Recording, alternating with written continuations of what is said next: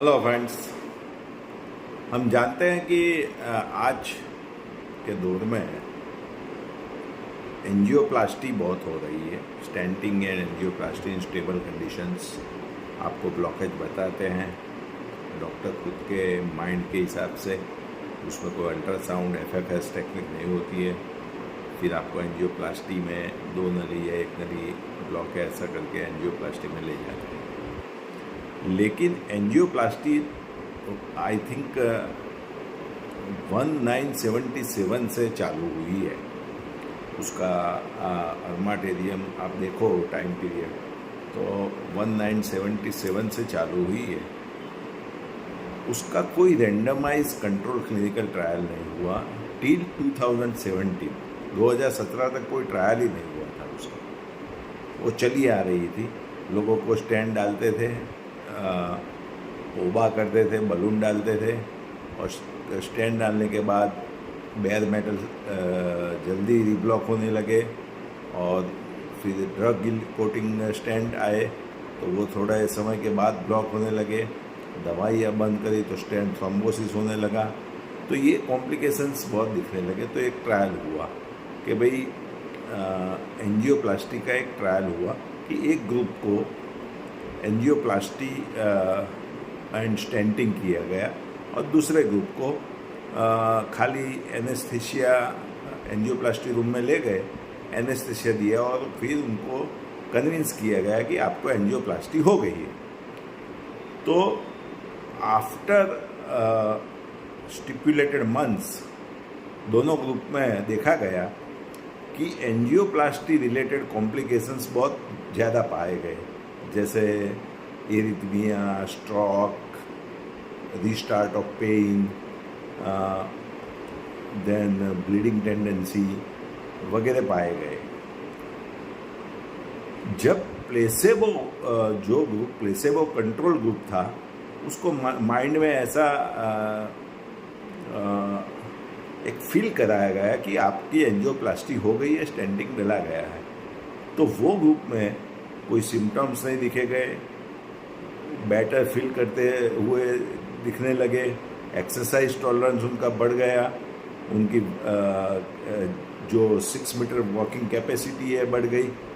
तो कहने का मतलब है कि angioplasty is not superior to medical treatment, drug treatment.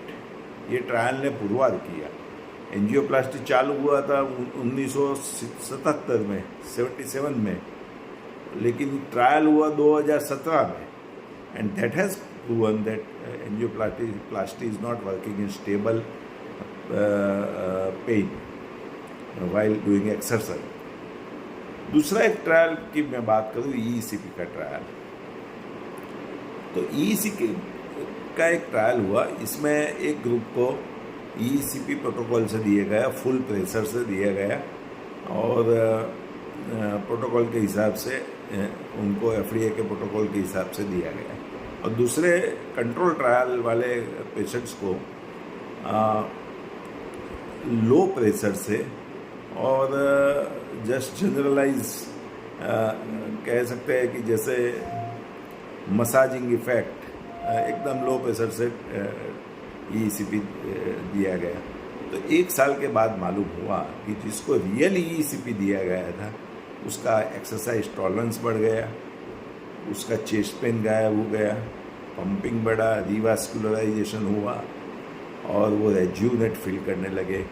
और जिनको प्लेसेबो में कंट्रोल ट्रायल में थे उनको एक्सरसाइज टॉलरेंस या चेस्ट पेन में इतना फ़ायदा नहीं हुआ। तो ईईसीपी जो ओरिजिनल प्रेशर मेथड से दिया गया ट्रायल पुरवार करता है कि it is far better treatment compare to angioplasty. Because angioplasty में क्या होता है कि एंजियोप्लास्टी में कल्प्रिट वेसल जिसमें ब्लॉक है उसमें स्टेंट डाल देते हैं। फिर स्टेंट डालने के बाद पेशेंट को जिन लाइफ लॉन्ग दवाइयों पर तो रहना ही पड़ता है, अदरवाइज स्टेंट थ्रोम्बोसिस हो जाता है अथवा स्टेंट स्टेनोसिस हो जाता है। क्योंकि कोरोनरी आर्टरी 4 मिलीमीटर से लेके 2.6 मिलीमीटर की पतली होती है, फ्लेक्सिबल होती है। और मोस्टली हृदय रोग में देखा गया है कि it is a generalized disease. एक ही आर्टरी में ब्लॉकेज होना बहुत रेयरली है। जनरलाइज छोटी छोटी कैपिलरीज, वेसल्स, दूसरी आर्टरीज में एज जैसे एजेड पेशेंट्स को आर्टीरियोस्क्लेरोसिस और एथेरोस्क्लेरोसिस जनरलाइज होता है लॉन्ग सेगमेंट में, उसमें आप स्टेंटिंग कर नहीं सकते। और स्टेंटिंग खाली लोकलाइज सेगमेंट में परफ्यूजन बढ़ाता है, जब ईसीपी पूरे मायोकार्डियम में परफ्यूजन बढ़ाता है। और वो thallium myocardial viability scan, thallium heart scan से मालूम पड़ता है। तो that is clearly proven that ECP is better than angioplasty. There is no doubt because trials has proven. And you have to, along with it, you have to maintain your diet. You have to choose more natural plant-based diet, and you have to take medicine regularly, because whatever treatment you have given to revascularize means आपकी arteries open हो गई, आपकी vessels capillaries open हो गई, लेकिन फिर से रिक्लॉगिंग ना हो। और इसीलिए आपको मेडिकल ट्रीटमेंट तो कंटिन्यू रखना ही पड़ता है। कोई भी प्रोसीजर में आप जाइए, चाहे बाईपास सर्जरी, एंजियोप्लास्टी, ईसीपी में एक बेनिफिट ये है कि आपका अंदर कोई फॉरेन बॉडी नहीं रखा होता है, तो आपकी जो फैटालिटी रेट है वो बिल्कुल नहिवत हो जाता है।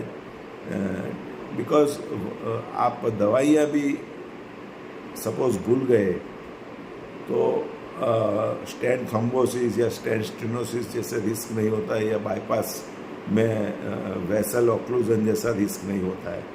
और दूसरी बात, जो लोग टॉबैको का सेवन करते हैं ड्यूरिंग ट्रीटमेंट, उनको ईसीपी में या कोई भी प्रोसीजर स्टेंट बाईपास में फ़ायदा नहीं मिलता है।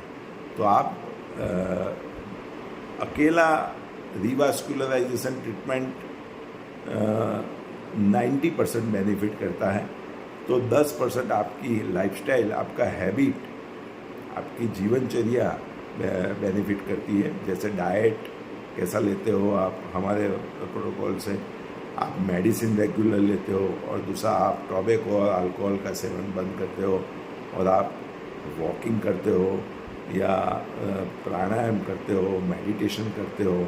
ये सब 10% पोर्शन में आता है कि जिससे आपको फ्यूचर कार्डियक इवेंट्स नहीं होती और आप एकदम रेज्यूनेट रहते हैं थ्रू आउट लाइफ। और ईसीपी में दूसरा बेनिफिट ये है कि आपकी लाइफस्टाइल खराब भी है, आपकी जीवन प्रणाली खराब भी है। जैसे डाइटरी कंट्रोल नहीं रहता आपसे, खराब मीन्स डाइटरी कंट्रोल नहीं रहता, अथवा आप स्मोकिंग से छुटकारा नहीं पा रहे हो या टॉबैको से छुटकारा नहीं पा रहे हो, तो आपको फिर से ईसीपी ले सकते हैं, क्योंकि ये नॉन सर्जिकल है। आपको कोई कॉम्प्लिकेशंस नहीं होता है, आप दूसरा फिर से ले सकते हैं। जब बाईपास सर्जरी में एक बार बाईपास सर्जरी कराया, इसके बाद पेशेंट्स को स्ट्रोक, कॉग्निटिव फंक्शन डिक्लाइन हो जाना, पेशेंट एकदम कैचेक्सिक हो जाता है, वीक हो जाता है, ये सब बाईपास के बाद होता है। पंपिंग कम होता है, तो दूसरी बार बाईपास कराने जब जाना पड़ता है तो डॉक्टर बाईपास नहीं स्टेंट का सजेशन करते हैं। तो ओवरऑल पिक्चर आप देखो तो ग्लोबल मायोकार्डियल ब्लड फ्लो बढ़ाने के लिए, और यही हार्ट की ट्रीटमेंट है, और ब्लॉकेज वाली आर्टरी को भी डायलेट करता है ईसीपी, और जो वेसल्स सराउंडिंग इतना रीरूटिंग करता है वेसल्स का कि आपका ब्लड फ्लो डाइवर्ट होके मायोकार्डियम को मिलता है जहाँ पे स्कैरिंग है। तो ECP is far better along with जीवन प्रणाली में चेंजेस, अपना रूटीन डाइट का या जो वॉकिंग के करते हैं, या हम कोई बैड हैबिट है उसको छोड़ दें और वॉकिंग को प्राधान्य दे।